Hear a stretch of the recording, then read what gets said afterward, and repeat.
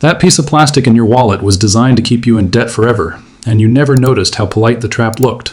You carry it like a modern talisman of freedom, while the system quietly calculates how long you will pay and how much you will lose.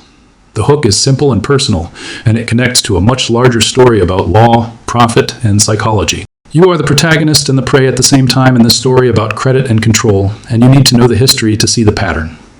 What happened next will shock you, because the architecture of debt is deliberate and designed to be invisible until it is already too late. In the beginning, there was a club, and it did not look like a bank at all, which made it easier to trust. The very first modern card, Diners Club, arrived in 1950 as a membership convenience for travel and dining without immediate payment, and that small convenience implied social status and trust. You can imagine the scene. People swapping a cardboard card after dinner, unaware that this social innovation would be transformed into a profit machine. What happened next will shock you, because the industry evolved far beyond convenience into a tool for mass consumer borrowing. The shift from exclusive club card to mass-issued credit card began when banks saw recurring revenue in balances and interest. And that change rewired the purpose of plastic forever. The pivotal moment came in 1958 when Bank of America quietly launched its BankAmericard program in Fresno, and the country did not immediately notice. BankAmericard was the first mass-market card that allowed revolving credit, and it turned everyday Americans into recurring borrowers with monthly bills. You can trace the lineage from that card to the blue and gold Visa logos you recognize today, because BankAmericard became Visa after a decade of expansion and network consolidation.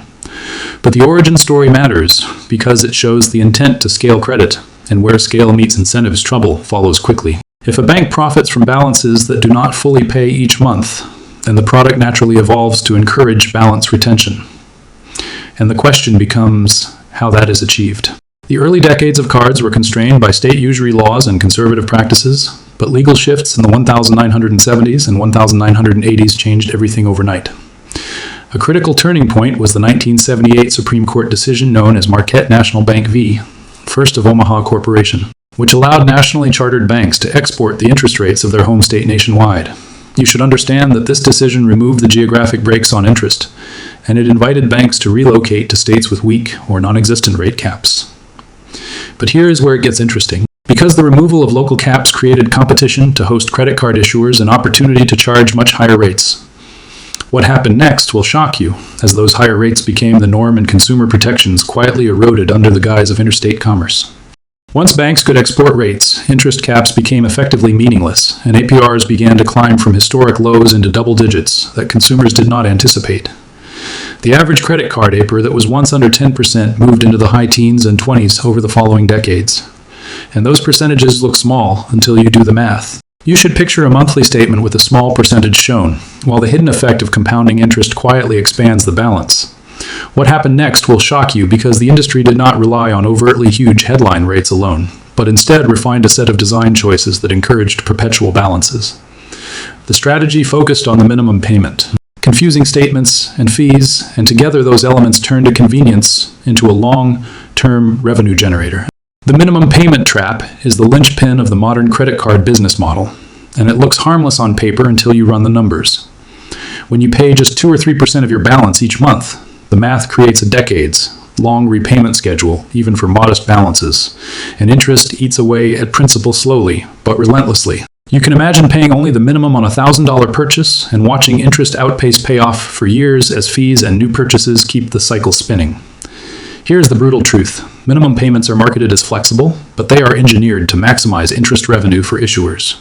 If you keep paying the bare minimum, you are effectively renting the buffer between what you owe and what you must pay, and that rent compounds into generational burden. Let us do the math so the scale becomes undeniable and personal, because stories need numbers to sting. If you carry a $5,000 balance at a 19% APR and pay a 2% minimum each month, you will be making hundreds of dollars in interest every year while the principal falls at a glacial pace.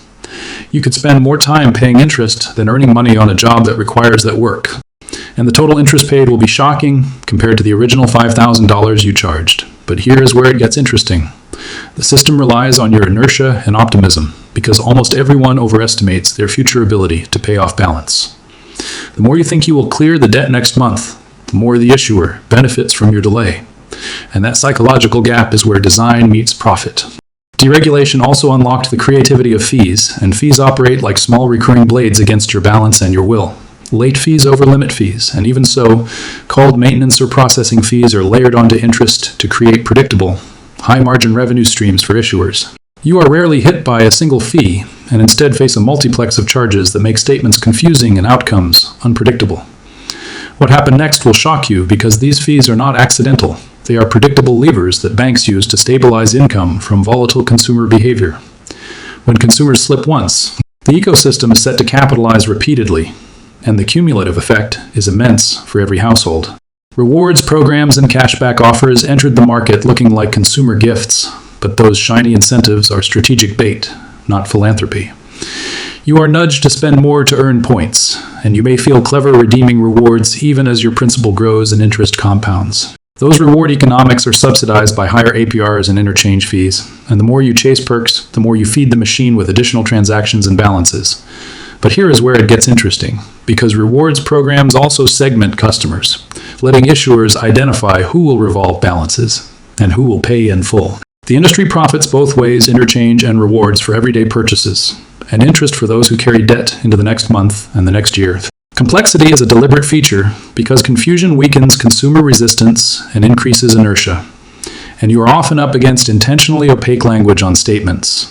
The industry hides crucial details in long legalese and obscure line items, and the average consumer will not decode the long-term cost from a single monthly page. You are asked to trust the brand, to believe that small letters and folded terms are not relevant to your daily life, while those small letters encode the business model. What happened next will shock you because regulators repeatedly point to complexity as a consumer harm, and yet disclosure rules have lagged behind innovation. The result is an environment where the idea of transparency exists in theory, but rarely in consumer practice, and profits flourish in the gaps of comprehension.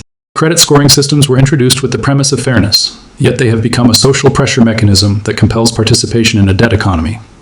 Your credit score affects job prospects, rental approvals, and access to lower rates, so you are incentivized to play the credit game whether you want to or not. The paradox is painful. To avoid the artificial scarcity imposed by scores, you must participate in the same system that creates that scarcity. But here is where it gets interesting, because the score also rationalizes lending practices, allowing banks to justify higher rates and fees for those deemed risky. What happened next will shock you as the scoring system becomes a feedback loop, rewarding those who use credit and disadvantaging those who avoid it for prudence. You should understand who profits from this system, because every dollar you pay in interest is a dollar someone counts on to meet earnings targets. Major banks report billions from credit card interest and fees each quarter, and investors expect steady returns from revolving consumer debt. You are part of a predictable revenue model, and this predictability is packaged as shareholder value while consumers shoulder the volatility. But here is where it gets interesting, because profit motives change design priorities and regulatory influence, giving the industry both incentive and resources to shape the rules. What happened next will shock you when you see how lobbying, marketing, and data analytics align to preserve the status quo for issuers. Let us look at the scale because the aggregate picture is almost unbelievable and deeply consequential to the economy. American households carry over $1 trillion in credit card debt. And that headline number represents millions of individual stories of interest paid and stress endured. You should imagine that some redistributed as bank profit, and you see how the industry becomes an engine for systemic inequality. What happened next will shock you because averages hide extremes, and many families are paying far more interest than the median would suggest. The burden of credit card debt disproportionately falls on younger households, people of color, and those with lower incomes, widening wealth gaps while normalizing high-cost borrowing.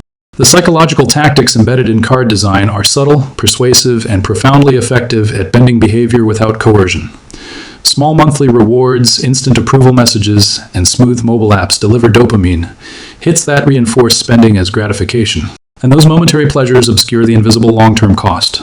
You are nudged into patterns through careful friction design, easy to buy, hard to fully pay off, and emotionally rewarding in the short term.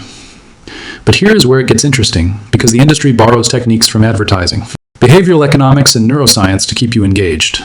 What happened next will shock you when you consider that your instinctive responses to glossy offers are being optimized by teams of psychologists working for profit.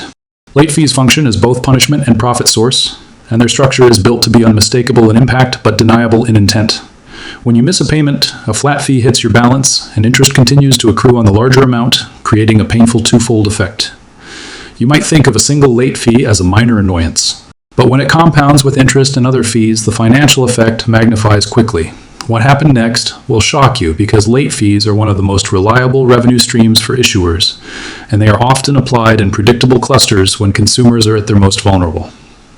The design is strategic. Fees are set high enough to be meaningful, but low enough to be legally and politically defensible. Over-limit fees and penalty APRs are other structural levers that transform small mistakes into sustained cost increases, and you should be wary of their cascading effect. If you exceed your limit, you are hit by a fee that increases your balance. And if you make a late payment, you may face a penalty APR that spikes your interest rate.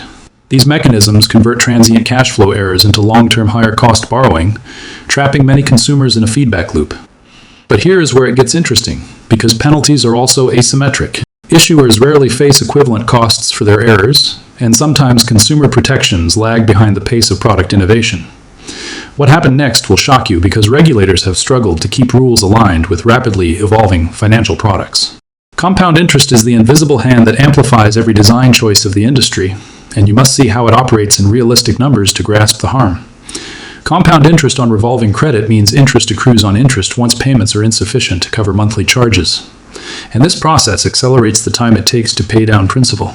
You can model the outcome with a simple example and witness decades of payments emerge from what once seemed like a small balance. What happened next will shock you because the math favored banks long before it favored consumers.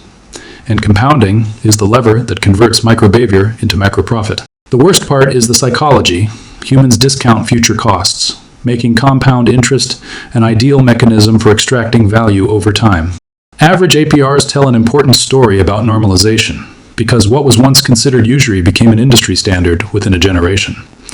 Decades ago, many state laws capped consumer interest at around 10%, but by the late 20th century average card, APRs regularly moved into the high teens and 20s. You should connect those changes to the legal shifts and competitive pressures that favored issuers and commodified higher rates.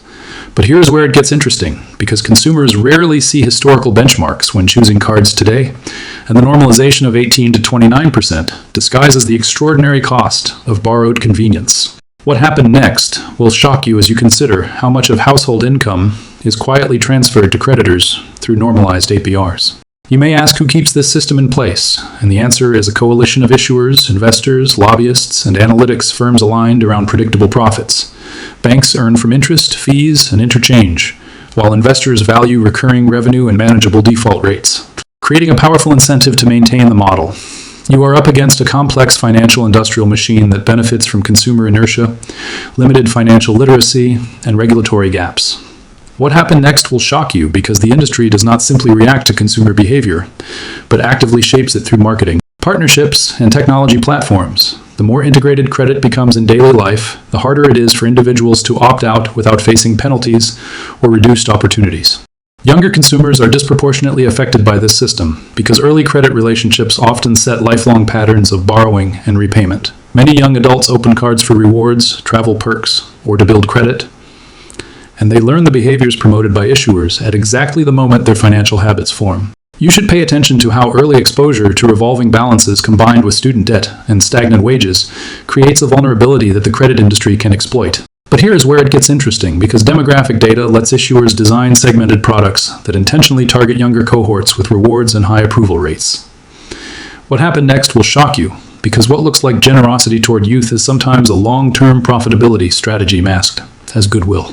There are stories of households paying thousands annually in interest and fees for balances they reasonably assumed would be temporary, and those stories accumulate into a national drain on household wealth. You might know someone who charged emergencies, weddings, or medical bills, and then found themselves paying more in interest than the original cost of those events. When you multiply that pattern across millions of households, the result is chronic undersaving and reduced economic mobility.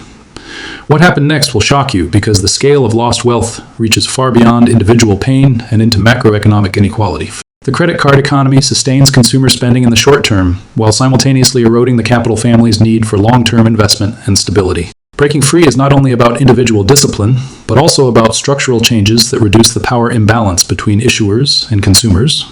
You can stop paying minimums when possible and prioritize high-interest cards, and you can pursue debt consolidation or balance transfers to lower rates when strategically feasible. But structural solutions matter, Stronger disclosure laws, rate caps, and enforcement of fair billing practices would change incentives and reduce the profitability of perpetual debt.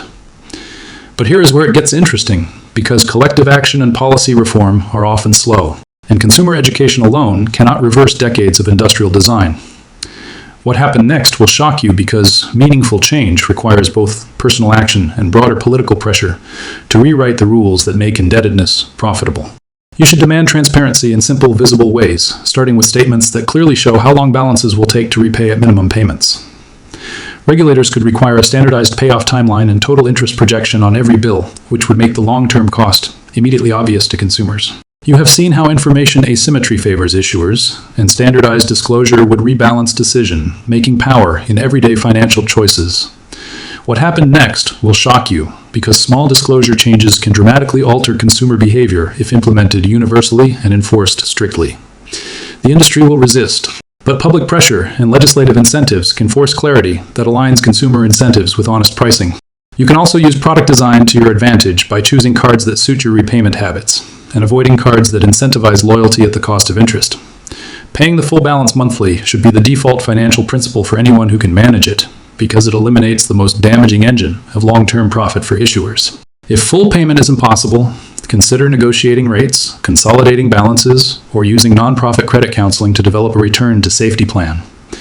But here is where it gets interesting, because personal strategy works best when paired with community knowledge and pressure, and sharing stories about predatory practices reduces stigma and builds a political base. What happened next will shock you because collective consumer behavior has changed industries before, and can do so again when organized effectively. The philosophical twist is that the credit card trap reveals a deeper tension between freedom and dependency in modern capitalism, and your credit story is a microcosm of that paradox. The ability to consume on credit feels like freedom in the moment. But that very freedom can create long-term dependency that limits real choices and opportunities. You should see debt not merely as personal failing, but as an engineered outcome of social and legal choices made over decades. If this gave you a new perspective on how design systems influence everyday choices, then understand that awareness is the first form of resistance. What happened next will shock you because when enough people see the architecture of the trap clearly, they can demand a different design for financial life. In closing, remember that the credit card industry is not an accident, but a constructed economic ecosystem designed to extract predictable value. You are not powerless, but you are part of a system that benefits from your inattention and assumptions, and that makes collective and personal change both urgent and possible. The rules that govern credit were written by people who could be asked to write different rules, and participating in that demand is essential. If this gave you a new perspective on your wallet and the invisible systems shaping your choices, hit subscribe for more investigations into the structures that govern daily life. If you want to protect yourself and your community, share this video, start a conversation, and consider policy and personal steps that push back against the trap. But before you go, consider the small practices that can make an immediate difference in your financial life, because practical steps matter even if systemic change is slow. Set up automatic payments that cover at least the full statement balance when possible. Build an emergency fund to reduce reliance on high-cost credit for unexpected expenses. And educate friends and family about the true cost of minimum payments. The accumulation of these practices creates resilience against the design features meant to keep you indebted and quietly losing. What happened next will shock you because small choices repeated across millions of people can change market signals and profit incentives for issuers. If enough people prioritize transparency and fairness, the industry will have to change its products to retain trust and usage. Finally, remember that knowledge alone is not protection, but it is the essential first step toward empowerment and reform in this arena. Learn the terms of your cards, calculate payoff scenarios for real balances, and demand better disclosures from your issuers and elected representatives. You are part of a broader civic conversation about fairness, financial design, and the role of law in protecting citizens from engineered indebtedness. If this investigation changed how you think about a simple plastic card in your pocket, consider subscribing for more deep dives into the systems that shape modern life. If you want to see policy ideas or mathematical walkthroughs for escaping minimum payment traps, leave a comment, and we will make future videos that tackle those solutions head on.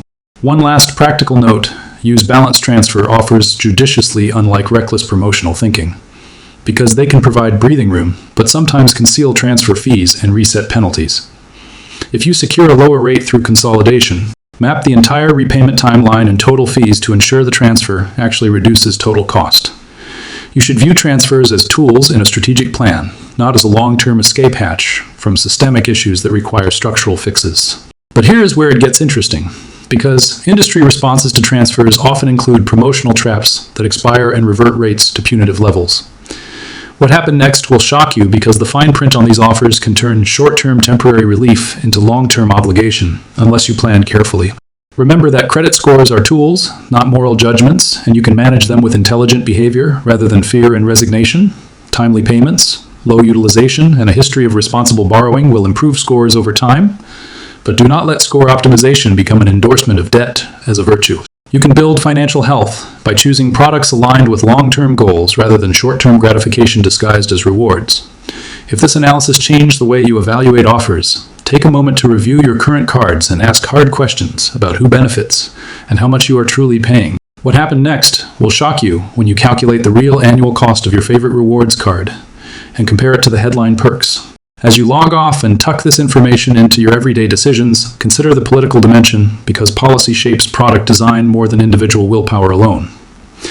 Advocating for statutory payoff disclosures, stricter fee limits, and protections against punitive penalty apers will shift incentives and reduce the engineered profitability of perpetual debt. Collective advocacy can also support alternatives like postal banking, community financial institutions, and competitive low-cost lending that change market dynamics. If this video inspired you to act, start by educating your circle and contacting representatives about specific reforms like payoff timelines and fee transparency. The cumulative force of informed citizens has changed industries before, and it can alter the design of credit cards when the public recognizes the problem and demands different architecture.